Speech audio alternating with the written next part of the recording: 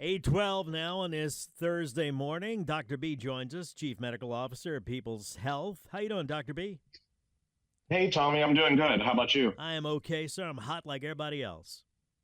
Yeah, it's been pretty brutal lately. Maybe the rain will help. Let's hope. A lot of people have pain in their hips and knees, especially older adults, and that, of course, can make it hard to do everyday tasks and take care of yourself. But with care from your doctor and safe pain management tools, you can live a full, happy life. And that's what Dr. B joins us now from People's Health to talk about. Joint pain and share tips for feeling stronger. And I guess, Doc, before we talk about pain, tell us about the hips and knees.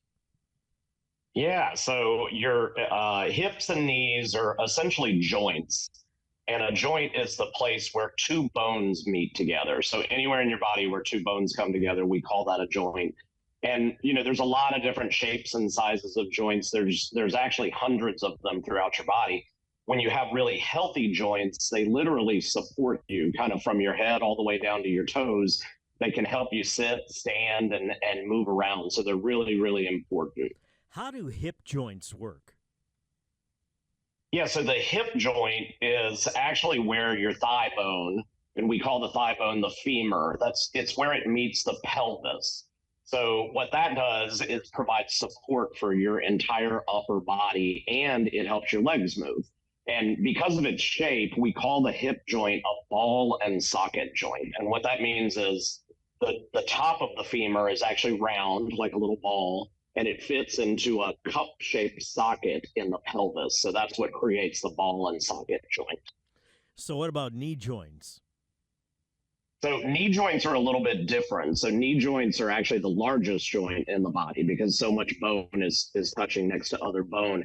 And what they do is they connect that same femur, that same thigh bone, but down to your shin bone, or what we call the tibia.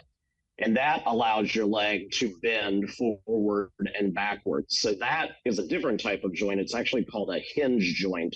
You want to think of something kind of like a door hinge because it's going to let your leg move back and forth, but in a single direction. Your knee is not supposed to go sideways. So when you cross your legs, your knee's not really going sideways. No, in fact, actually, when you cross your legs, you're using your hip joint to go sideways, but your knee's actually still going forward and backwards. Yeah, I was going to say, a lot of people don't realize that that's the hip that's actually allowing that. So let's talk about hip and knee pain. Yeah, so when you feel hip or knee pain, it's quite often pain coming from that joint itself.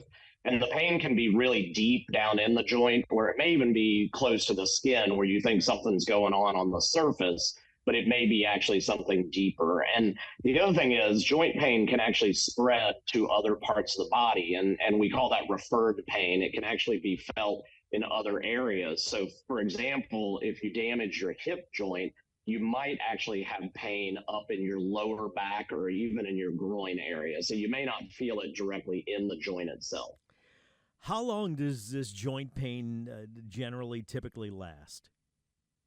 Yeah, I mean, in general, you can either have short or long-term pain. Short-term pain is going to go away relatively quickly with a little bit of time. We usually see that after an injury, and when the injury heals, it gets better. But some people actually can develop chronic joint pain. That does not go away so quickly, and the definition of that is that it's lasting for 3 months or longer, and often it is much longer than 3 months. People can live with that for years. Is there a common cause for knee and hip pain? Yeah, really the most common cause that we see is arthritis, and everybody's heard about arthritis, but what that actually does is that it causes pain and stiffness and sometimes even swelling right within that joint where the bone is touching bone. And there's a lot of different types of arthritis that affect the hips and knees. Probably the most common is what we call osteoarthritis. The osteo means bony. So that's usually the bone-on-bone arthritis that most people will get. You can also get rheumatoid arthritis, which is actually an inflammatory process. Another big cause, though, that we see, especially in really all age categories, is injuries. So a simple sprain, a bone fracture, definitely. And then with hips, often we'll see dislocations in the hips. And a lot of times in older adults, those injuries are because they fell down. The other types of hip and knee pain we'll see sometimes that are not related to the joint itself are things like bursitis or fibromyalgia. And you can even have anatomic or structural hip conditions which affect the hip shape and can lead to pain also. So when is it time to see a doctor about this pain? In general, if you're having pain that is persistent or pain that just doesn't feel right to you, you always want to tell your doctor about it. But in particular, if you're having difficulty moving, if it's interfering with, your daily life, if you're not able to walk around the block, or if it's lasting for several days without getting any better, you definitely want to talk to your doctor about it. And I would tell people, talk to your primary care physician first. You don't want to jump straight into pain management. You've got to determine what the cause of the pain is first. And your primary care provider can sometimes help treat the pain or provide a little bit of pain relief through things like medication, physical therapy, or even just healthy changes in your lifestyle without you having to go to see a specialist. That's interesting. Healthy changes in your lifestyle. What kind of stuff are you talking about? Yeah, we say this all the time with all chronic diseases, but exercise helps pretty much everything. And exercise with joint pain, you would think maybe is not a good idea, but actually it helps tremendously with things like stiff joints. It can help with inflammation. The key is you want to make sure that you're doing low impact exercises. So you don't want to run a marathon. You want to walk, some light swimming, even some stretching type exercises. Tai Chi is a good thing to do. That'll give you a lot of those benefits of exercise, but doesn't put as much stress on the body where you may actually re-injure yourself. And what are some other ways to fight joint pain in the knees and hips? Well, a lot of people don't realize this, but your diet plays a huge role in joint pain. Healthy foods, especially those with anti-inflammatory properties, so properties that decrease swelling and inflammation, can be very beneficial. So it's foods that are helpful for other medical conditions as well. Things like, fatty fishes, salmon, tuna, nuts and seeds. Olive oil is actually a wonderful anti-inflammatory. Any sort of berries, and then dark leafy green vegetables, things like spinach, kale, and broccoli can actually improve your joint pain. And I guess there are some foods that can make it worse. Yeah, absolutely. So all that other stuff we know we're not supposed to be eating. So things like the refined grains or full fat dairy, all those sugary foods, red and processed meats, those are very inflammatory type foods. And so those can actually worsen your joint pain as well. So you want to try to limit your intake of that.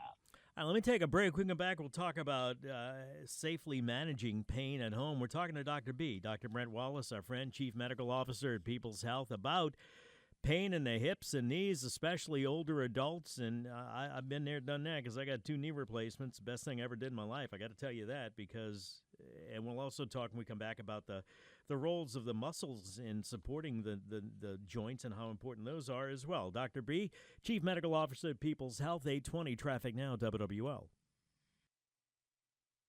right, 825, Tommy Tucker, WWL, back with Brent Wallis, Dr. Brent Wallis, Dr. B, Chief Medical Officer of People's Health, talking about knee and joint pain, knee and hip pain and joint pain, especially older adults. A lot of us have it. Well, not me anymore because I got 2 knee replacements. Doc, tell me about managing, besides healthy habits, how you can safely manage pain at home. Yeah, there are literally hundreds of over-the-counter pain medications that can be very helpful for joint pain. And you want to talk to your doctor about these because some of them can have interactions with other chronic medical problems or other medications you're taking. So don't just go run out and grab everything off the shelves. I often recommend topical treatments as well. Those are ones you put directly on the skin over the joint, because those are not absorbed into your bloodstream as much. So really, the other thing we talk to patients a lot about is something called the RICE method, which is another acronym that we use to really treat joint pain. And what is that acronym? Yeah, so RICE, or RICE. So rest is very important. That's the R. if something hurts, you want to stop doing it, especially for a period of time, so you're not causing any additional injury. I is for ice. Ice can be very helpful. So just an ice pack to the joint for about 15 minutes every hour or so. You can even wrap it in an ice pack. That's going to help a ton. C is for compression. So joint pain can be associated with inflammation or swelling.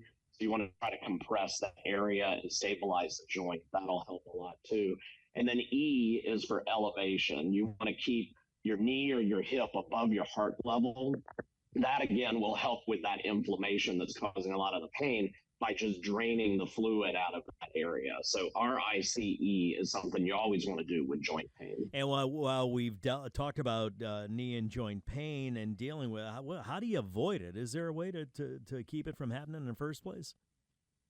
Yeah, I mean, sometimes, being careful with the way you exercise and making sure you're exercising safely can help, but you can't always prevent joint pain altogether.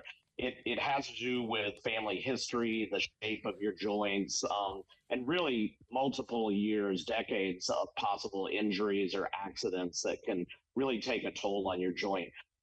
So a couple of things you do want to think about, when you're exercising. Don't overdo it.